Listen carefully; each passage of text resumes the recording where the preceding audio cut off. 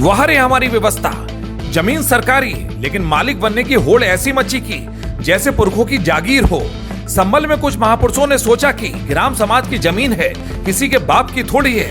मजे से कब्जा किया, फर्जी कागजात बनवाए और खुद को जमींदार समझ बैठे। लेकिन साहब भूल गए थे कि अब सरकारी रिकॉर्ड में फेरा पड़ता है तो कुर्सी हिलना तय है। देखिए हमारी खास रिपोर्ट में।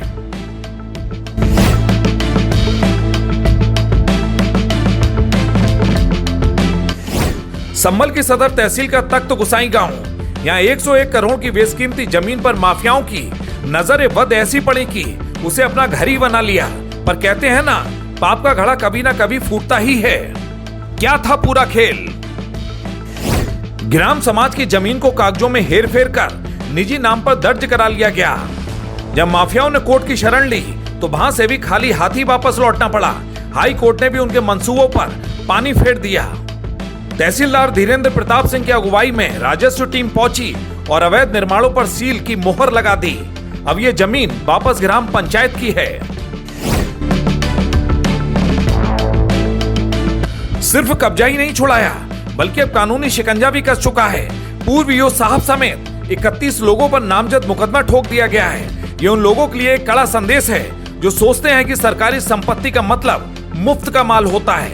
ये तो बस शुरुआत है। सरकारी जमीन पर अगर किसी की बुरी नजर पड़ी तो प्रशासन का एक्शन कयामत बनकर बरसेगा। पूर्व में ग्राम सभा की 101 करोड़ की संपत्ति की खुली और बेशर्म लूट की गई। आज उप संचालक चकबंदी डीडीसी के द्वारा उस आदेश को रिकॉल करके उस संपत्ति को पुनः ग्राम सभा की संपत्ति में दर्ज किया गया और इसके विरुद्ध माननीय उच्च न्यायालय से भी इन लोगों को, जिन लोगों ने अपने अवैध और अनधिकृत नाम दर्ज कराए थे, उनको माननीय उच्च न्यायालय से भी कोई अनुतोष प्राप्त नहीं हुआ। इसी क्रम में कल इस ग्राम सभा के ग्राम प्रधान ने यह शिकायत दी मुझको कि इस संपत्ति पर आज भी उनका कब्जा है, जबकि यह संपत्ति ग्राम समाज है। तो प्रधान के उस प्रार्थना पत्र के क्रम में आज इस पर कब्जा लेकर के ग्राम सभा को यह संपत्ति सौंप दी जाएगी।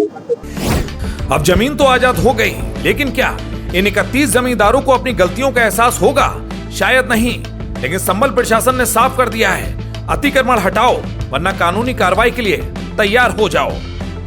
संभल से हिमालय शर्मा की एक खास रिपोर्ट।